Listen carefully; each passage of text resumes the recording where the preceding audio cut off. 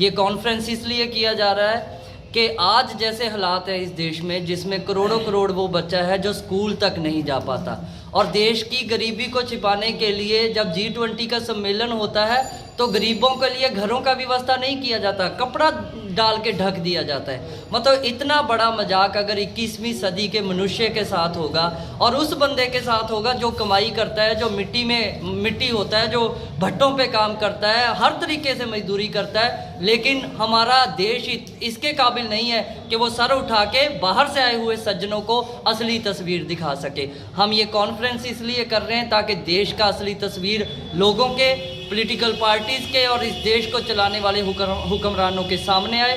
जब तक वो सच्चाई मानेंगे नहीं, सच्चाई को बदला नहीं जाएगा। और सच्चाई को बदलने के लिए सबसे पहला कदम ये है कि इस देश के स्टूडेंट को राइट हो कि वो शिक्षा प्राप्त कर सकता है, और शिक्षा तभी मिल सकती है जब प्राइवेटाइजेशन, कमर्शलाइजेशन बंद होगा। कोई गरीब मजदूर, कोई महिला अपने बच्चा और बच्ची को किसी प्राइवेट स्कूल का बड़ा फीस देके पढ़ाने का सपना नहीं देख सकता, लेकिन देश की सरकार, क्योंकि वो अदानियों और अंबानियों की सरकार है, तो वो किसी मजदूर के नज़र से नहीं सोचती। हम चाहते हैं कि मजदूर की नज़र से सोचना शुरू किया जाए। अगर नहीं शुरू किया जाएगा तो वही हशर होगा जो किसानों ने देश की राजधानी को 1 साल से ज़्यादा समय तक बंद रख के बीजेपी सरकार का किया था।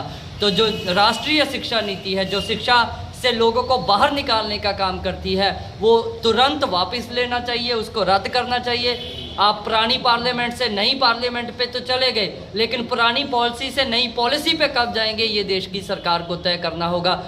राष्ट्रीय शिक्षा नीति रद्द हो और नई पार्लियामेंट में अगर रोजगार का कोई सबसे पहला कानून आए तो वो कानून भगत सिंह के नाम से Bhagat Singh national employment guarantee act होना चाहिए, ताकि इस देश के युवा को सरहद पे मरने के लिए जब इस देश की सरकार भेजे तो वो अग्निपथ जैसी स्कीम के साथ उसको ये फिक्र ना करना पड़ता हो कि अगर वो बॉर्डर पे शहीद होगा तो घर पे माँ चूल्हा कैसे तपाएगी। उसको ये फिक्र ना करना पड़ता हो कि बाप ने जिस तरीके से मजदूरी करके मुझको भर्ती करवाया उसका बाद में हशर क्या होगा। उसको ज़िंदगी सुरक्षित मिले, उसके लिए परिवार के लिए एक सुरक्षित माहौल हो।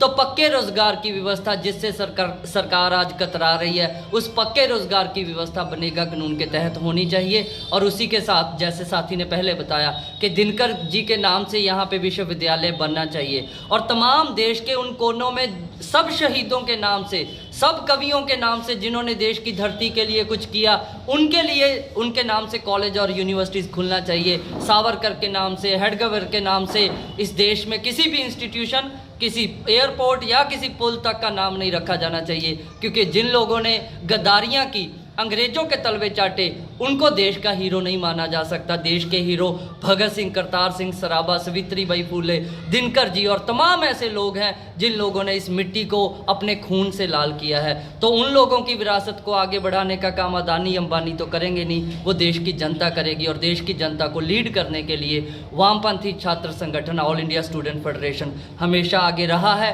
आज भी आगे है। और जैसे जैसे आगे आने वाले समय में कठिनाइयाँ बढ़ेगी, हम और जोरदार तरीके से सड़कों पे उतरेंगे और भगत सिंह के सपनों का देश बनाने के लिए आवाज़ को बुलंद करेंगे। Vicky Maheshwari, general secretary all India students federation.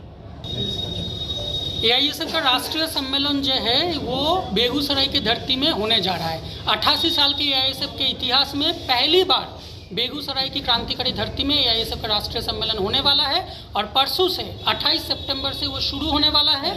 और GD कॉलेज मैदान में 12,000-15,000 स्टूडेंट का एक ओपनिंग रैली होगा, उससे ये राष्ट्रीय सम्मेलन जो है वो शुरू होगा और 1 तारीख तक वो चलेगा। कहाँ से लोग आ रहे हैं इस सम्मेलन? हर एक देश के हर एक कोना से लोग आ रहे हैं। अरुणाचल प्रदेश से लेके गुजरात तक और कश्मीर से लेके कन्याकुमारी तक हर एक प्रदेश से जो डेलीगेट्स है वो आके पहुंचेंगे।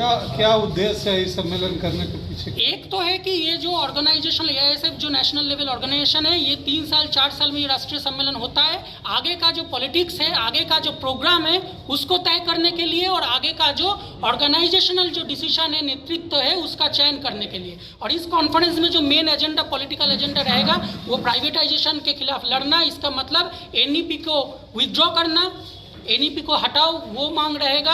प्राइवेटाइजेशन, कॉमर्शियलाइजेशन को रोको, सबके हाथ में शिक्षा दो, ये मांग रहेगा। और शिक्षा के बाद Bhagat Singh national employment guarantee act को लागू करो। इसका मतलब शिक्षा के बाद योग्यता के आधार पे सबके हाथ में नौकरी दो।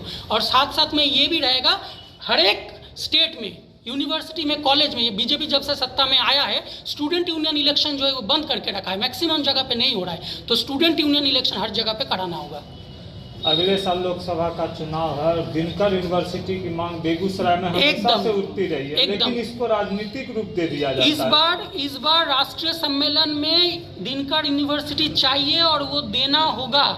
ये मांग जो है पहले बेगूसराय का मांग था, उसके बाद पूरा बिहार का मांग बना है, अब ये राष्ट्रीय सम्मेलन में पूरा देश का मांग बनेगा। क्या लगता है सम्मेलन के बाद दिनकर यूनिवर्सिटी बेगूसराय वाला करना ही होगा, करना ही होगा। या ये सब जो संगठन है वो ब्रिटिश को उखाड़ के फेंक दिया था ना,